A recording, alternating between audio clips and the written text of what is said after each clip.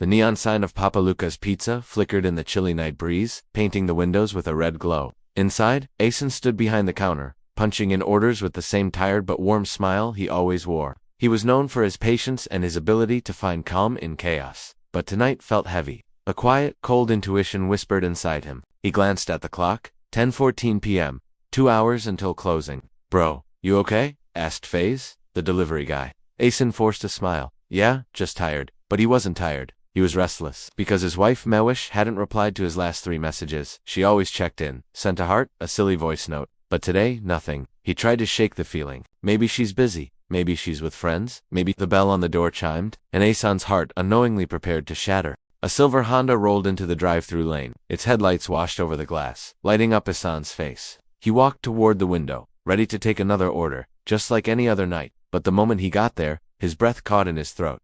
In the driver's seat was Mewish, his wife. Her curly hair was tied back, and she wore the same gold earrings he'd bought her for their anniversary. She looked stunning, dressed better than she ever did for their dinners together, but that wasn't what made his world collapse. In the passenger seat, a man was leaning close, his hand wrapped casually around her waist. He whispered something, and she laughed, a sound Osen always thought was just for him. Her hand rested on the man's thigh. They were so close. Asen stood frozen, the order pad feeling impossibly heavy. Then Mewish turned her head, and their eyes met. Everything inside Asen went silent. Her smile dropped instantly. Her eyes widened, fear, shock, and guilt all flashing at once. The man beside her didn't notice. He was still nuzzling her shoulder, whispering something sweet. Asen swallowed hard, struggling to keep his voice steady as he asked, "Your order?" She opened her mouth, but no words came out. She looked like someone had just punched all the air out of her lungs. Her new boyfriend finally noticed the tension. "Babe, you okay?" He followed her gaze and saw Asen. He didn't know who Asen was, but he could feel the electricity of betrayal charging the air. Asen's hands trembled. He wanted to scream, to cry, to run. But he just stood there, completely still, quiet, breaking silently. What happens next? Follow for part 2.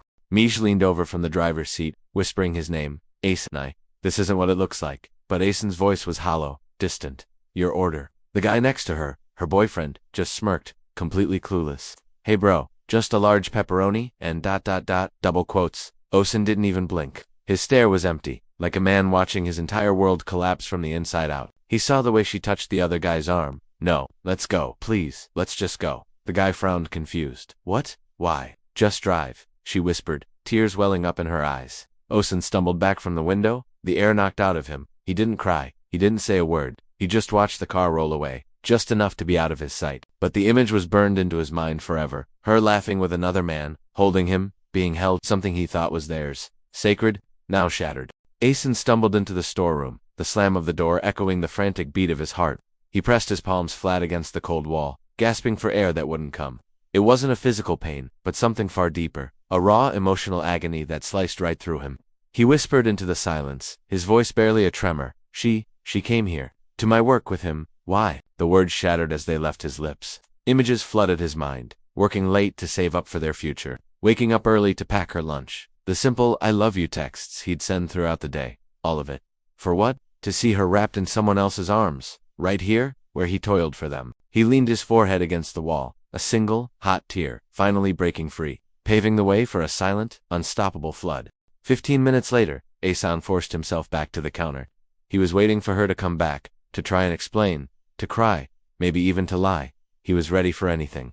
But she didn't come. Instead, the front door of the store swung open, and Mewish ran inside, all by herself, completely out of breath. "Asen?" she called out, her voice echoing through the quiet store. He just froze. A few customers looked up from their tables, curious. His friend FaZe nudged him. "Bro, isn't that?" But Osen cut him off. "Not now," he whispered. Mewish walked towards him slowly, her eyes red and swollen. "Osen, please. Please talk to me." He didn't say a word. He just stared at her, his eyes filled with exhaustion and betrayal. "Osen, it's not what it looked like." He let out a single, painful laugh. "It looked like my wife in another man's arms." She opened her mouth to speak, but the words wouldn't come out.